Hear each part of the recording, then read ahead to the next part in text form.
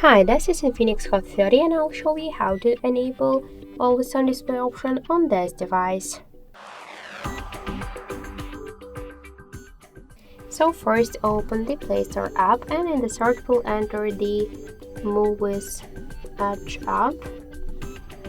So now we should get this application, that's why tap the install button and wait a couple of seconds. After that, we should just open the app. So click the open button, tap to draw our apps, and near Muviz Edge App, click on the switcher, then go back, tap to AOD, and select one from the available tabs. Click to apply, and now just let's lock the device. Click to allow here, and now we could see that the AOD option successfully activated. That's it, thank you for watching, and if you like this video, leave thumbs up and subscribe.